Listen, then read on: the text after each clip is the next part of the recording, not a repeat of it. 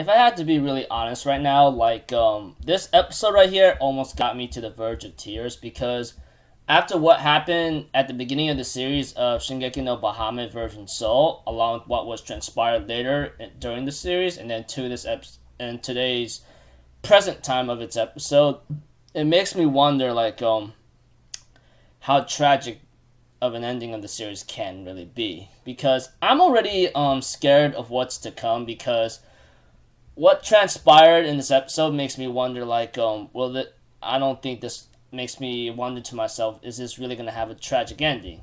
I'm here to give you guys a recap on the new episode of Shingeki no Bahamut version Soul, or Ridge Bahamut version Soul in episode 17. And this episode was actually pretty cool, not too bad, although in the simplest way, I don't think there's a lot I could really recap. But I will say for sure is that, like, when it comes to the former group, etc., to the group, well, that includes, like, Favaro, Kaiser, and Rita, and Azazel, who's gone missing in this episode because he went off to go take a look at a couple things.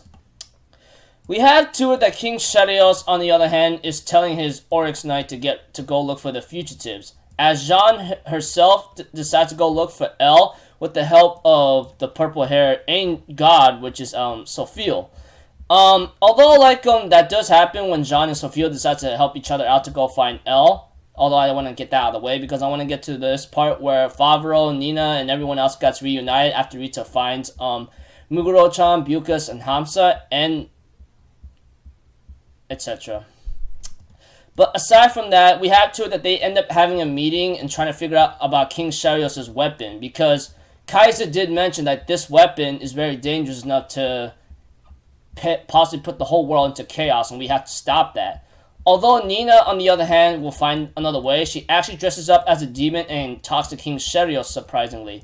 And King Sharios actually saw through her disguise, and they end up having a little small talk with each other and having some fun, you know, going through the demon slums, which is pretty cool. But, you know, what makes it really scary is that when King Sharios and Nina end up running away from two Black Knight guards or something of his, we have to it that Nina asks her something, which I think, like, I thought it was her mistake to do so, but I think King Sharios, or Chris, on the other hand, saw through her. Nina's like, I don't know which side is the real you. Like, what's with you? Why are you becoming scared like this? Why are you being what you are? And then, like, we have to it that King Sharios, or Chris, says, there's some kind of goal I need to achieve, and I have to get there no matter what.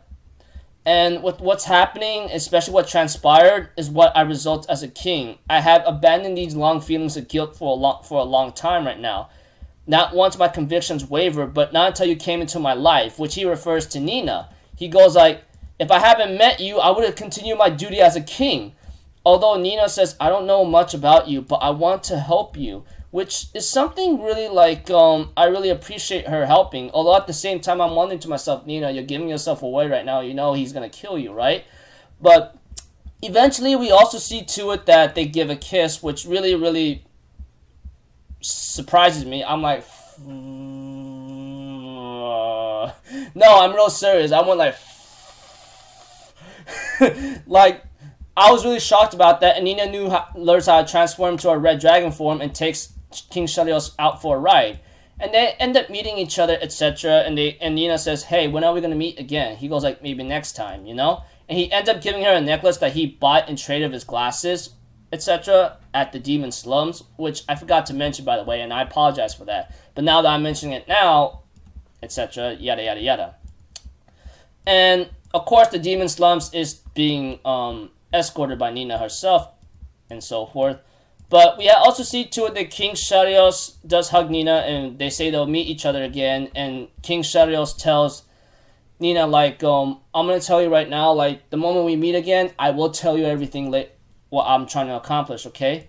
The next time we meet. And Nina says, sure, I'll see you later. And the moment we see King Sharios' face towards the end of the episode, he ends up having this evil, angry stare or something, or just a stern look of, like, seriousness. Which, I don't know if this is the possibility of, like, him mentioning, like, why his convictions wavered, and Nina mentioning that, I don't know which side is real of you. This might hint at that he might have this personality disorder, which I'm trying to understand and figure out. Not to mention, Nina does find King Sharios at his mother's grave, etc. I'm very sorry for leaving that kind of detail out at the beginning, at the somewhere of an episode where Nina was in demon disguise, etc. But aside from all that, we have to it that there was a post-credit scene where the captain, the Black Knight or Oryx Knights, is having doubts about what happened to the king and might take action later, which is to my concern. But aside from that, what I'm really interested in is King Sharios now, you know? I see him as one of the major antagonists right now, but what I'm seeing right now is like, he may be an antagonist, but at the same time, there might be something else controlling him. Like I said, he has like two personalities. That was hinted already. Like Nina says, you have two sides of you. Which one is the real you? And King Sharios says he has like his convictions wavered and so forth when Nina came to his life, etc. So yeah, not to mention we get to know about his backstory about his poor mother when she got abandoned when he had a child with the royal king lineage, etc. Like I said, there's a lot in this episode that we get to know about King Sharios, about his mother, about his goals, why he's doing it. We don't know what his real plan and goal is, but I hope that gets revealed soon. I want to know more about his backstory because he's pretty interesting. Although he is an antagonist, like I said, he seems like a guy that I want to see, like, I want to see him, like, I want to know more about him because, like, I thought his goal was to put humanity on top of the food chain, and of course, I think that's one of the goals right there. But I don't know what his real goal is. If it's not world domination, what will it be? Like, I don't know what the case is, but I really hope we get to find out soon because it looked like to me that when he's king, he's all serious and merciless and ruthless. But when he's in Chris mode, which is another personality, I think. Which I think he's suffering from DID. I don't know what that is. Although I don't know if that really is the case. He seems to be all kind and gentle with all the demons in the slums, especially playing soccer ball or football, if you want to call it in an original term, with the other demon kids. And I'm thinking in my mind, wow, this guy seems to have some interesting traits inside him that he may not be able to control. But towards that end of the episode, like I said, he ends up showing this stern, scary, like, serious face of, like, getting ready to, like, achieve a goal no matter what he has to sacrifice. So it makes you wonder, like, is King Sharios is being controlled by a certain evil side of his? Like I said, we don't really know what the case may be, but he might have two sides of his personality, like, split into two. But thanks to Nina getting into his life right now,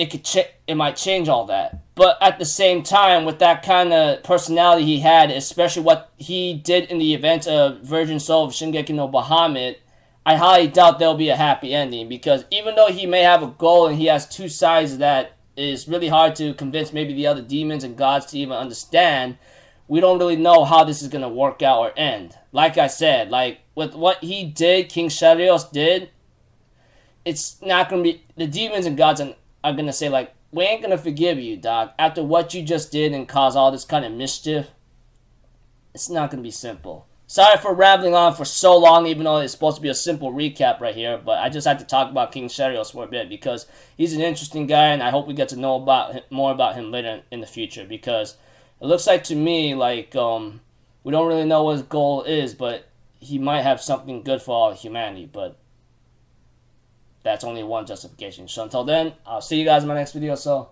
I'm out for Zero, people. Have a good day, and I'll see you guys next time, alright? Peace out. Bye-bye. Toodaloo!